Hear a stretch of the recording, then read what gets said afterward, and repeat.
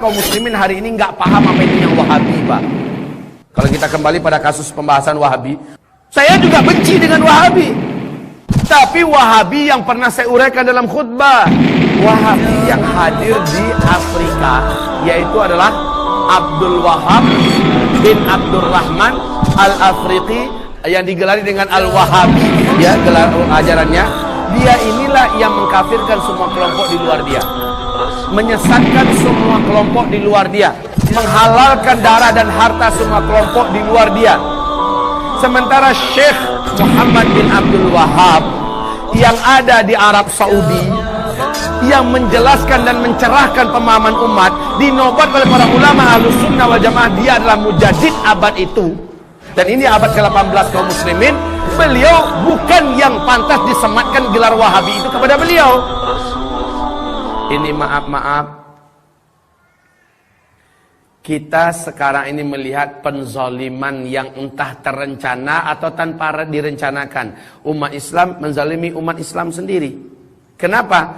Yang ini dia mempunyai ciri khas pakaian, mempunyai ciri khas amalan yang lengkap dalilnya, jelas kitabnya, panduannya, bahkan Imam Syafi'i juga mengajarkan demikian. Sementara kelompok ini, yang satu ini, dan mereka mayoritas, mereka menganggap itu tidak ada. Atau dianggapnya yang ini adalah ciri khas Wahabi, ada pada dia. Akhirnya dia dikucilkan, dia dimusuhi, dia dibuang. Padahal kalau maulah jujur dan terbuka, yuk buka kitab fikihnya Imam Syafi'i. Lihat, ada nggak amalan mulai dari fisiknya sampai kepada sholatnya semacamnya, ada nggak di mazhab Syafi'i? Ada semua. Lalu kenapa mau dibodoh-bodohi? Rata-rata kaum muslimin hari ini nggak paham apa itu yang Wahabi, Pak. Kalau kita kembali pada kasus pembahasan Wahabi, Wahabi. Lalu sudah kebakaran sendiri. Asal dengar Wahabi sudahlah. Asal dengar istilah Wahabi seolah itu kayak sekte Syiah begitu loh. Saya juga benci dengan Wahabi. Tapi Wahabi yang pernah saya uraikan dalam khutbah, mungkin sudah menyebar beberapa ceramah saya pada tangan Bapak Ibu semua ya. Wahabi yang hadir di Afrika, yaitu adalah Abdul Wahab bin Abdurrahman Al-Afriqi, yang digelari dengan Al-Wahabi, ya, gelar ajarannya. Dia inilah yang mengkafirkan semua kelompok di luar dia, menyesatkan semua kelompok di luar dia, menghalalkan darah dan harta semua kelompok di luar dia. Sementara Syekh Muhammad bin Abdul Wahab yang ada di Arab Saudi, yang menjelaskan dan mencerahkan pemahaman umat, dinobat oleh para ulama Ahlus Sunnah wal Jamaah, dia adalah mujaddid abad itu. Dan ini abad ke-18 kaum muslimin.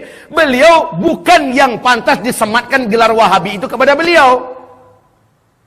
Saat saya duduk-duduk dengan Syekh Tengku Zulkarnain, sekretarisnya, sekjennya MUI, beliau menjelaskan banyak amalan-amalan yang dijelaskan oleh para ulama-ulama, bahkan oleh Syekh Muhammad bin Abdul Wahab itu sendiri. Amalan itu diamalkan oleh saudara kita yang ada di NU. Setidak-tidaknya beliau merekomendasikan, tidak masalah. Lalu yang disandarkan dan disematkan oleh kelompok-kelompok Syiah untuk membentur-bentur NU dengan Muhammadiyah, NU dengan Salafi dan sebagainya, dengan alasan Wahabi, penyematan yang salah. Bukan Syekh Muhammad bin Abdul Wahab, tapi Abdul Wahab bin Abdurrahman Al-Afriqi. Faham sekarang Bapak Ibu? Cuman dia menyematkannya seolah itu Arab Saudi orangnya. Ulama Arab Saudi itu Wahabi semua. Kalau begitu Wahabi gimana memang? Kafir?